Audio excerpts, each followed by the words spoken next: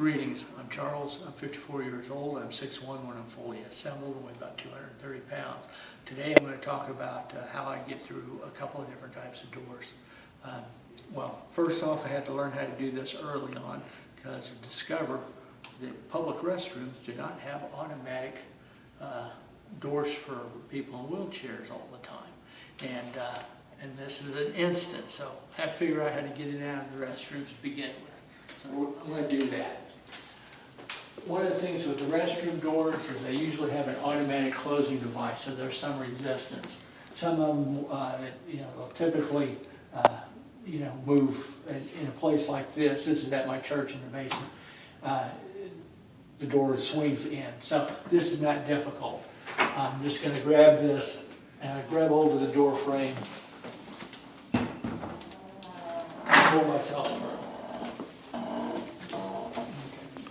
Pause it if you want, or you can. Alrighty, with the same restroom door, now I need to get out. It's an automatic closing door, so it's not going to stay open by itself. And so what I do is I line myself up where I am. Hopefully I can reach the door and be able to push myself back a little bit so when the door swings, I will be out of the way.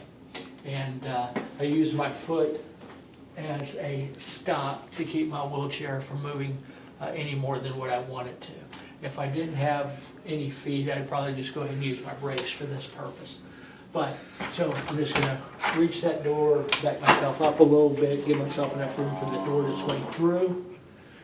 I'm going to pick my foot up so it's not in the way, drive with my free hand, and once again I'm going to grab a hold of the door frame and pull myself through.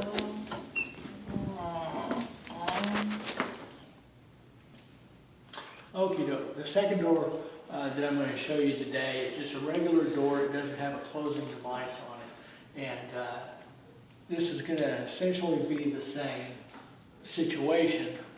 I'm going to get in a position where when I open the door I can roll back just a little bit and have the door clear me. Now this door is different because it's not an automatic closing door, but I do want it to be closed when I get done. So typically what I will do when I want to close the door is I'll do this backwards and go through and just pull the door behind me and using my foot to push. Since I can't use both hands to drive, I'll use my foot to push this hand on the rim to steer the wheelchair, and I'll pull the door closed behind me. Alrighty. Once again, with this door that I just went through, I want to go out. I pull the two behind me, and I'm going to head out.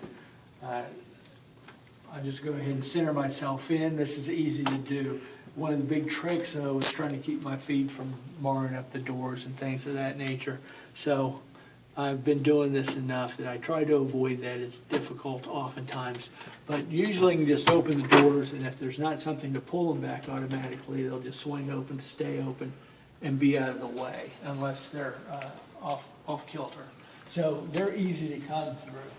Now, one of the things when we're dealing with any of the doors, you saw on the first door that I did, and I'm pulling on the door frames and stuff, I definitely want to keep fingers out of the pinch zones, keep them out of the way, so that if I'm holding on to a door frame in here, that if this was a door that would close automatically, or even if it wasn't a door that would close automatically, that, I don't want to be holding on to this and have somebody come by, walk by, and hit the door and pinch my hand or anything like that. So definitely need to be careful with those things.